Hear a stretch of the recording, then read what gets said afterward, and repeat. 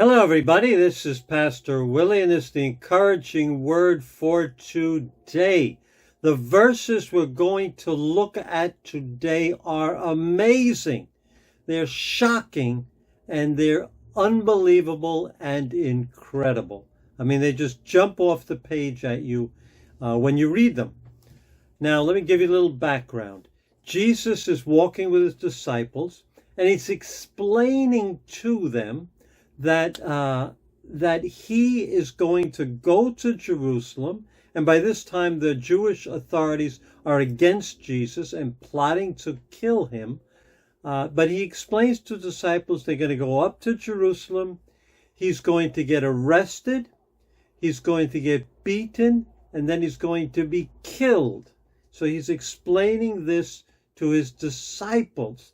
And then in Mark 8, verse 32, it says this: He, Jesus, spoke plainly about this. And Peter took him aside and began to rebuke him. Wow. Peter is rebuking Jesus. That's incredible.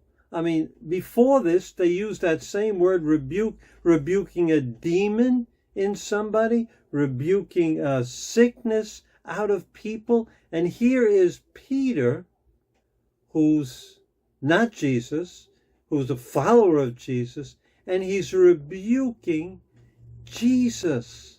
What is going on in his mind? Obviously, there's something he doesn't understand.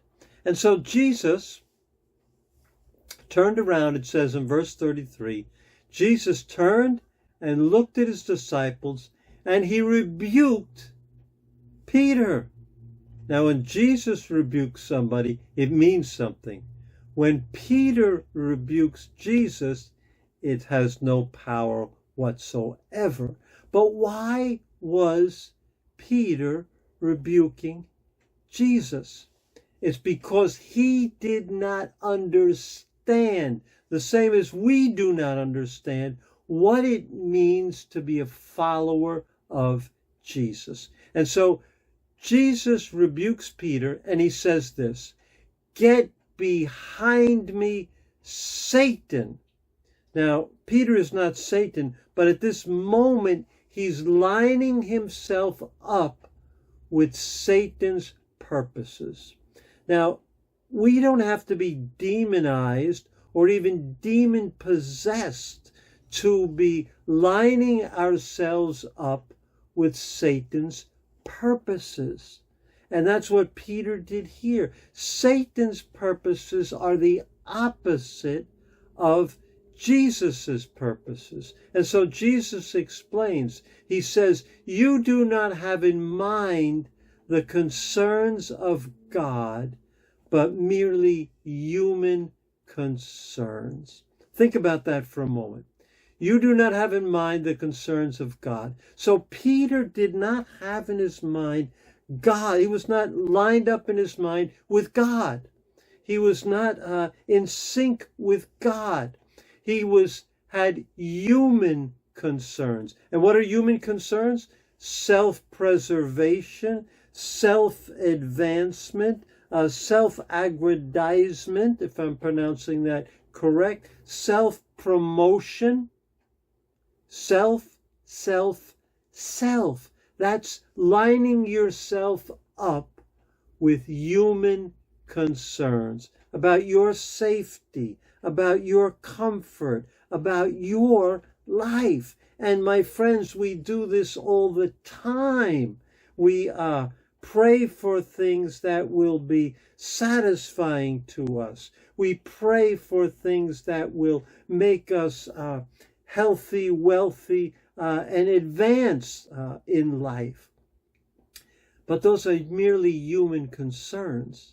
What is God concerned about? Jesus was 100% in alignment with God's purpose for his life. And God's purpose for Jesus's life, God in human flesh, was self-sacrifice, self-service. taking the form of a servant, allowing yourself to be crucified for the benefit of others. It was the way of the cross. So we can align ourselves with Satan's desires rather than God's desires. We can be following Satan's goal for a follower of Jesus. Now, Satan's goal for an unbeliever is that they never become a follower of Jesus. But if we become a follower of Jesus, Satan now has a new goal. The goal is to keep us with human concerns in our mind, which are focused on self. He doesn't want us to become self-sacrificial servants, because that is where the power is. That is where life changes. So in verse 34, Jesus calls the crowd together, and he calls his disciples together, and he says this: whoever, that means anybody, whoever wants to be my disciple must, not maybe is a good idea, must deny themselves and take up their cross and follow me. It's the way of the cross. Being a disciple is the way of the cross. And Satan's goal is that you not take that way. You become a Cristino with an outward appearance as a Christian, but it's all about you. It's all about me and my comfort, what I desire, maximizing my desires and wills. And that, my friends, is all over the church. I hate to say that. It's all over my life at times also.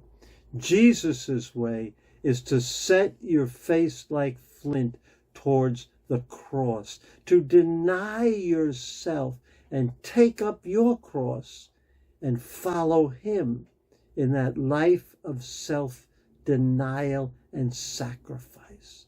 That is aligning yourself with God's goal for your life. And that is where I want to be. And that's where you want to be. God bless you, and I will see you tomorrow.